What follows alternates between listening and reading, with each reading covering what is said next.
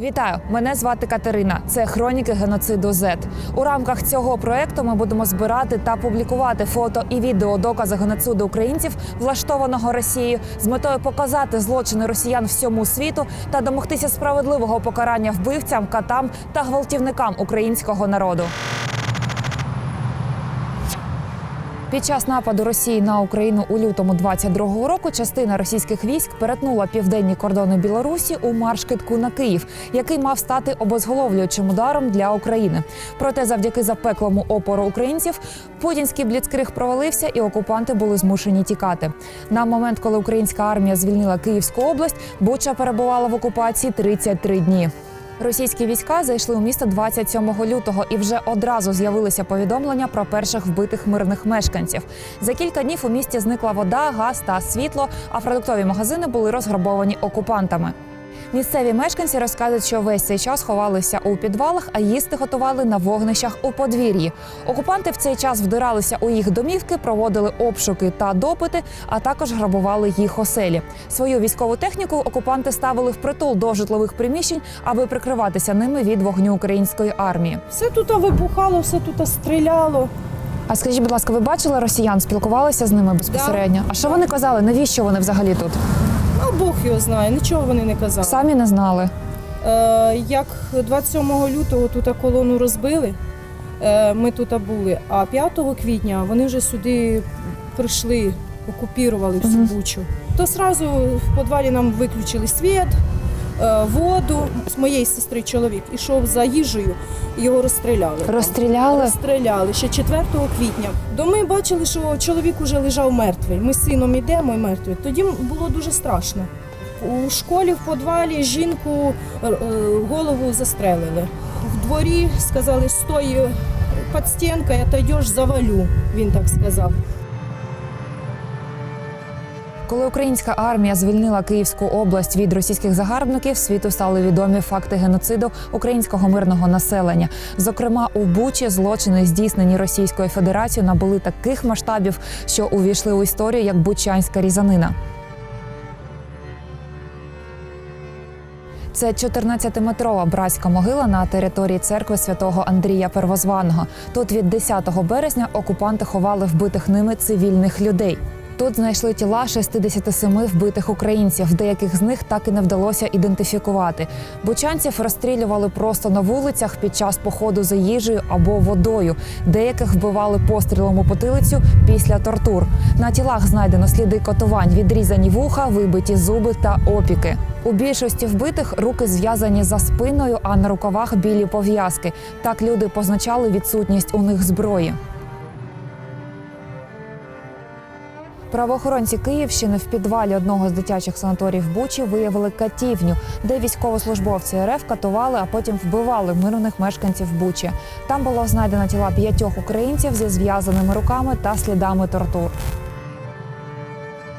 Уповноважена Верховної Ради з прав людини Людмила Денісова заявляє про те, що російські окупанти в підвалі будинка в Бучі отримали до 25 українських дівчат віком від 14 до 25 років, яких систематично гвалтували.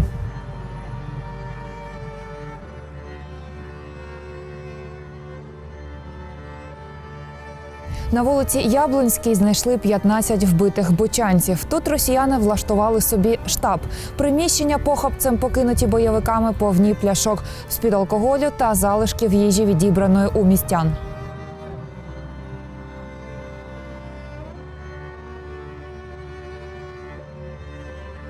Це бучанське кладовище машин, місце, де стоять десятки розстріляних автівок, на яких звичайні мирні родини намагалися евакуюватися з міста.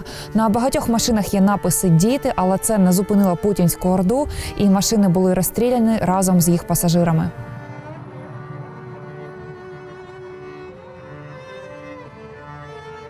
Більша частина міста зруйнована ворожою артилерією. У ті будинки, що дивом вціліли, досі не можна заходити. Там є розтяжки, які росіяни залишили по собі, та знаряди, які досі не розірвалися.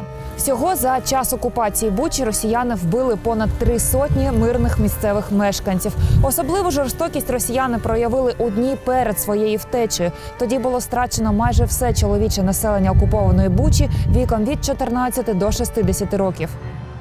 Тіла мирних мешканців, вбитих військовослужбовцями Російської Федерації при відході, лежали прямо на дорогах та на узбіччях.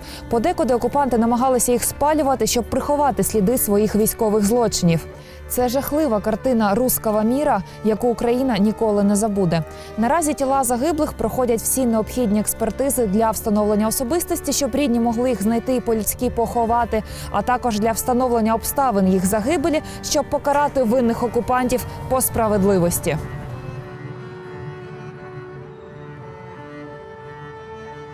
Навіть за 2 тижні після звільнення від російської окупації в Бучі та інших містечках Київської області продовжують знаходити братські могили, у яких росіяни ховали мирних людей, розстріляних лише за те, що вони були українцями. В селі Бузова в братській могилі лежать щонайменше 50 українців, закатованих росіянами. В селі Мотижин в братській могилі серед інших були знайдені тіла старости села Ольги Сухенко та її чоловіка Ігоря.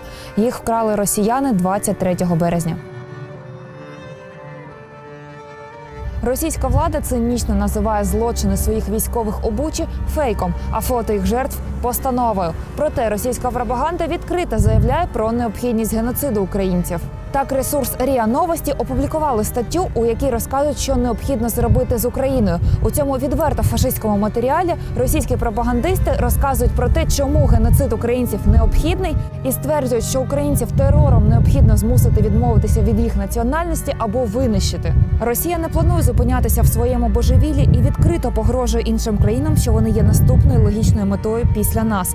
Путін продовжуватиме спроби розширити свою імперію, вбиваючи при цьому тисячі жінок і дітей, як він робить це зараз в Маріуполі, Харкові, Херсоні та інших містах України. Щоб продовжувати боронити світ від агресії божевільного карліка, Україні потрібна допомога. Наша команда звертається до усього світу з проханням допомогти донести заклик по допомогу Україні. Вимагайте від своїх урядів реальних дій по допомозі Україні.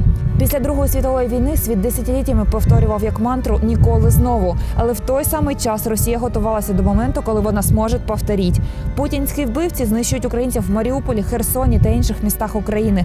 Окупованим містам потрібна деблокада, а Україні – оборонна зброя. Доля Маріуполя, України та всього світу залежить від цього.